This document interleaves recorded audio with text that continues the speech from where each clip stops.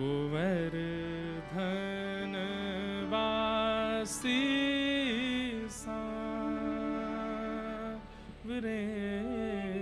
गोवर्धन वासी सांवरे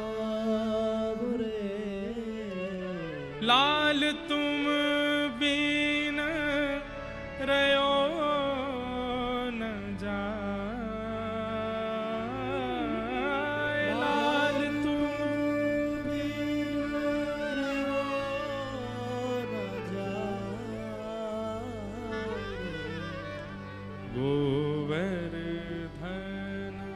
वासी सांवरे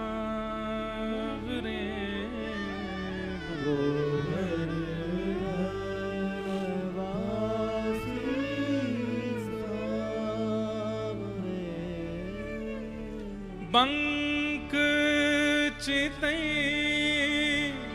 मुस्काई के सुंदर बदन दिखाए। ओ बंक चितई मुस्काई के सुंदर बदन दिखाए।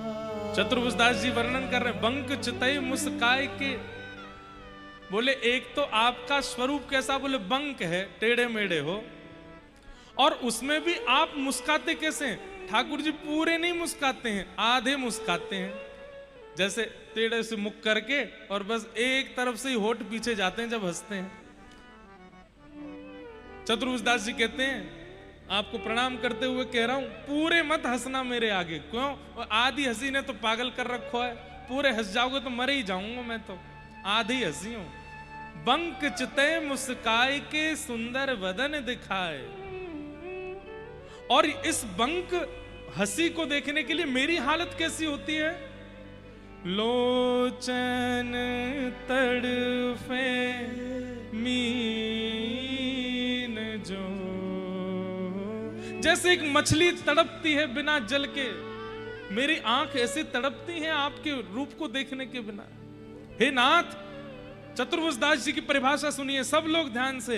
हमारे नेत्र मछली हैं और श्याम सुंदर की जो अंग कांति है वो नील सरोवर ही हमारा घर है। उनको देखे बगैर, उस नील सरोवर में रहे बगैर हमारे नेत्र अगर कहीं और जाते हैं तो मछली को अगर दूध में रखोगे, अमरस में रखोगे, रबड़ी में रखोगे, मछली मर जाएगी। मछली तो सरोवर में ही रहती है और वो नील सरोवर श्री कृष्ण की कांति है। हमारे नेत्र मछली है। लोचन तड़फे मीन जो, जुग भरी धरी बिहाय रे गोवर्धन वासी सांवरे गोवर्धन वासी सांवरे। बहुत सुंदर पद है। और इसी पद में श्री चतुर्भुज दास जी कहते हैं, दर्शन को नैना तपे, वचन सुनन को कान। ओ दर्शन को नैना तपे, वचन सुनन को कान। और मिलवे को हियरा तपे, ही के जीवन प्राण। मिलवे को हियरा तपे,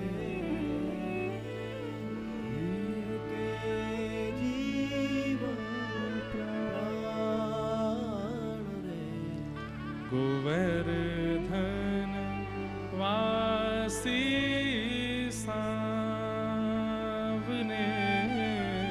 को।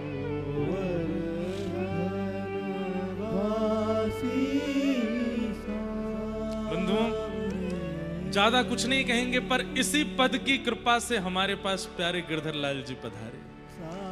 इसी पद की कृपा है। स्वयं ठाकुर जी ने इस पद को वरदान दिया है कि जो इस पद को नित्य गाएगा एक दिन मुझे जरूर पालेगा।